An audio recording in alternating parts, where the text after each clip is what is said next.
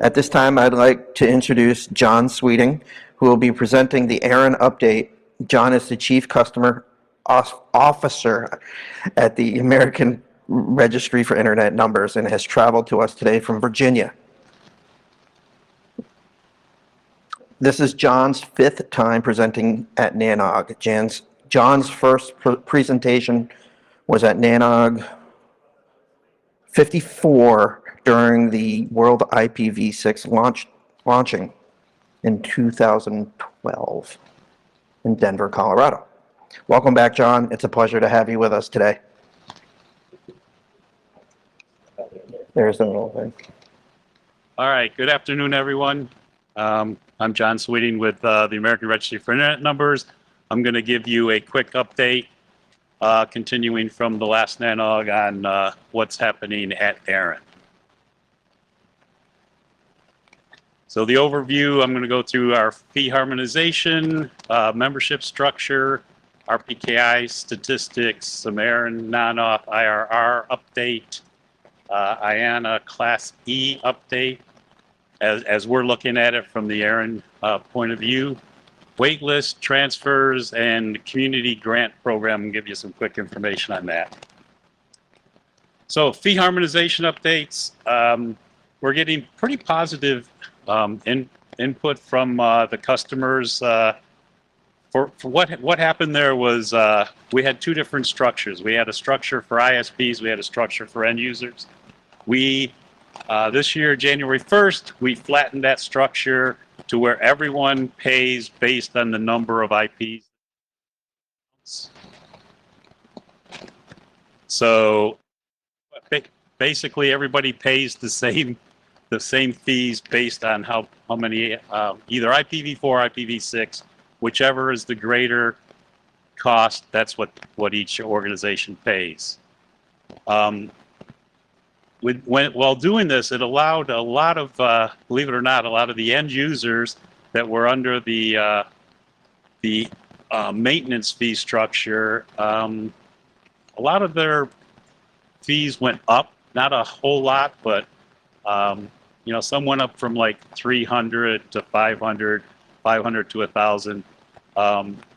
It just, a lot of the end users ended up reaching out to us and saying, hey, what happened? Last year we paid this much, now we're paying this much. Okay, thank you. So you can hear me now. All right, I can move out from behind that thing. So we flattened the fee structure. Everybody basically pays the same fees. One result of that is that people started calling saying, hey, my fees went up. Why did they go up? And we got to talk to these people and explain to them, you know, well, what we did is we flattened the fee schedule so that everyone was paying the same fees. It used to be the reason they had the dual fee structure was because in 20 years ago, it was more work for ISPs because we had to do SWIPs and all that kind of stuff that end users didn't do. Plus, I'm told there was another reason was that the ISPs had to come in so often for IP space that we didn't want to charge them like every 2 months for a new block. So we just charged them an annual fee. So we did away with that. Now everybody pays the same fee structure. I guess I probably just talked about all this. I have a habit of doing that with slides. I cover a whole bunch of them all at one time. So we'll go on to the membership structure. So the one thing that by flattening the fee structure, we also flattened the membership structure. So we're now calling everybody service members, and any service member can become a general member and vote in the ARIN elections. They just have to apply for it. We grandfathered in the 7,000 or 8,000 general members we had. Of those 7,000, 8,000, usually about 600 organizations voted every year in the election. So eventually, some of those general members will end up becoming just a service member and will no longer be eligible to vote and without applying for it. But what it what else it did, what it opened up the voting and participating in the governance of ARIN to all the end users that were our customers for all these years. So if you're a service member now that got transitioned from end user to a service member, all you have to do is apply for general membership. You check a little box saying that you plan to vote in the ARIN elections, and you get granted general membership. You give us a voting contact, and you can now vote in the elections or participate. All right, that's enough with that. Now we'll go into some RPKI stats, just some quick stats that we're going to throw out there. A growing number of organizations are using our services. We've had 23% increase in 2022 already, and a 42% year over year. So from last year at this time to this year, we have 15,222 more ROAs, and resource certs are, as you can see, basically follow the same pattern, 21% this year and 50% year over year. If you have questions on RPKI or you want to talk to somebody that can help you with that, we're located on the 3rd floor in the Aero Base room up there, and Brad Gorman is on site to help anybody with their RPKI needs. He can help you with anything you need to know about it. Just a real quick on the ARIN non-off IRR update. We did turn that off on April 4th this year. We had a team that was on call and monitoring 24/7 any issues that were brought up to us or any tickets opened by any customers. And we were responding in real-time support for those customers. There was very little follow-up activities. Driven in a large part, we did a very active communications customer support campaign prior to the shutdown. We did have an issue with contacting some of the POCs on some of the objects in the IRR because they were put in there back 20 years ago, and those POCs were no longer around. And people were still using those route objects to build filter lists and stuff, but there was nobody to contact because nobody had ever updated the actual object. We did have a little bit of help too. I think the fact that RADV stopped mirroring us a week before we shut down kind of helped us anyway. I don't know if it helped the community. And then I think AltDB actually mirrored everything that was in the ARIN non-auth. Some people liked it, some people didn't like it so much. Quick update on the IPv4 waitlist. We still have some waitlist resources, but we're anticipating that they get very, very scarce after this year. Actually, we haven't been able to fill the whole waiting list the last 2 quarters, and we probably won't fill a waiting list, completely wipe out a waiting list anytime soon.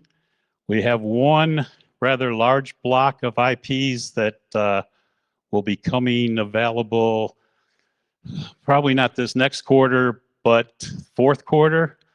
That could fill maybe 300 to 400 organizations, but I think we're sitting around 500 right now, and we'll be building up to that time. So I don't think we're going to be actually cleaning that list like we did for the last year and a half. Starting in 2023, the only resources we'll have to give back out will be resources that were either returned or revoked 12 months prior to that. We wait 12 months to clean them and make sure that they're not being used. Nobody's going to come back in and reclaim them, and that they're not on any spam lists and or block lists and things like that. So that's what takes a little bit of time to turn those around once we receive them back. Transfers completed in Q1 2022. So our mergers, acquisitions, and reorganizations, there were 175 transfers completed in the 1st quarter this year. It seems to grow every year. Of those 175 transfers, there was 23,346/24s involved in it.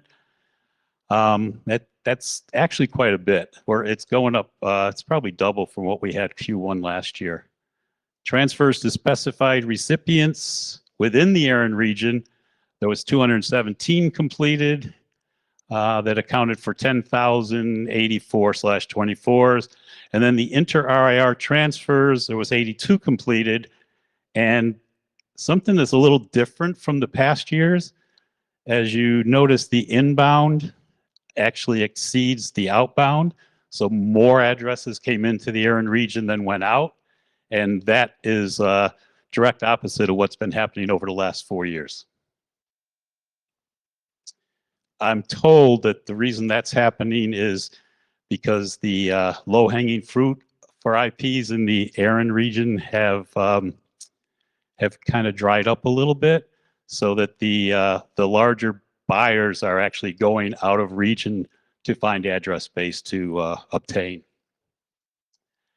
So we have ARIN has a community grant program. We're in the last call. We actually extended it to June 15th because we didn't have any applicants at the date that it was set to expire. There's 4 categories that the project must fit into: internet technical improvements, registry processes and improvement, informational outreach that advances the internet, and research related to ARIN's mission and operations. And then you can see down there the top 5 reasons to apply: free funding, increased project visibility. I can't read that. Receive support from the start, solve a problem faced by the internet community, or provide access to valuable education and tools. IANA Class E update. I know at the last NANOG there was a lot of discussion about this thing that's going through the, I think it's an RFC that is, or a draft that's been proposed to designate it as unicast. People were wondering, well, what would happen if it was? Well, from an ARIN perspective, right now we really don't know what would happen. There would have to be some policy, probably a global policy, to say how IANA was going to issue that to the RIRs, and then each one of the RIRs would have to come up with a policy of how to give that out to the community.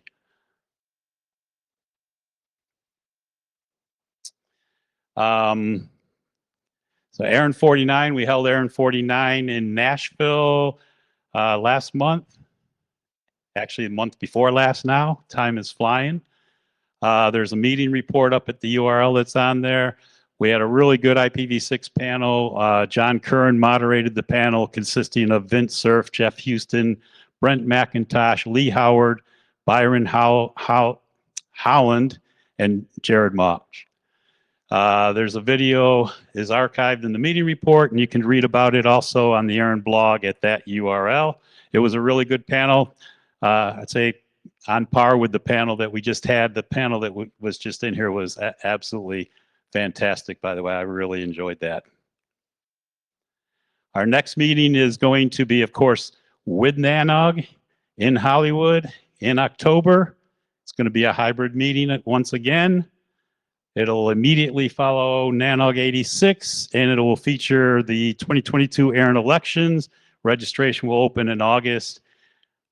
And that's it.